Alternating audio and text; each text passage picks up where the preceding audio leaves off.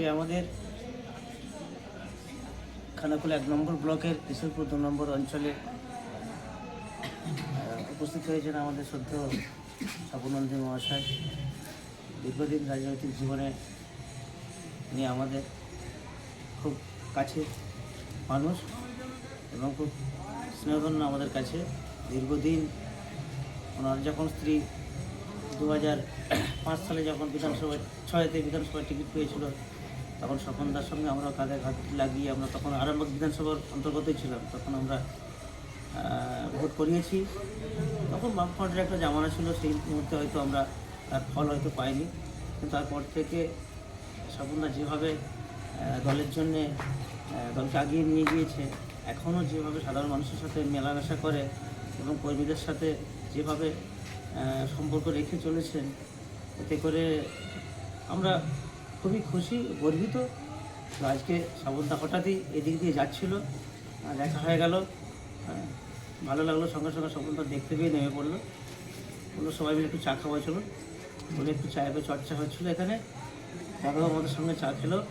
মানে আমরা গর্বিত যে আমাদের আজকে স্বপনদাকে এখানে পেয়ে আমরা খুবই খুশি। এবং স্বপনদা এখনও পর্যন্ত আমাদের এই এলাকার কোনো মানুষের সমস্যা হলে, আরামবাগ যে মেডিকেল কলেজ আছে বা বিগত দিনে যে হসপিটাল ছিল, কোনো সমস্যা হলে আমরা এখান থেকে ফোন করলে দাদা আমাদের জন্য একটা আইসিইউ দেখে দিতে হবে, উনি সঙ্গে সঙ্গে সেই ব্যবস্থা আমাদের করে দেন। এবং হামেশাই দেখেছি অনেকেই মানে এসে আমাদের কাছে বলে যে দাদা স্বপনদাকে একটু ফোন করে দেন না, যে এই পেশেন্টটা এই অবস্থা হয়েছে, একটু কী করা যাবে। দেখেছি স্বপনদাকে ফোন করলে সঙ্গে সঙ্গে ডাক্তার ব্যবস্থা করে, সঙ্গে সঙ্গে সেগুলো ঠিক করে দেয়। যাক, আজকে সেই দাদা আমাদের কাছে এসেছে, আমরা খুবই গর্বিত এবং খুশি।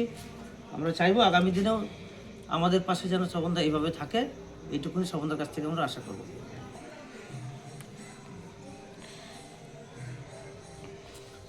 আমি এই খানাকুল ওয়ানের এই যে দীপেন আছে, দীপেন হচ্ছে আমাদের নেতা।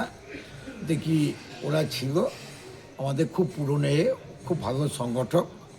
তা ওদের কাছে এলাম, ওরা চা খাওয়ালো, ওদের সাথে একটু গল্পগুজব হলো, ওদের এই মেলা হবে এই নিয়েও একটু আলোচনা হলো, আমাকেও আমন্ত্রণ জানালো। তাই আমার খুব ভালো লাগলো আর কি। পুরনো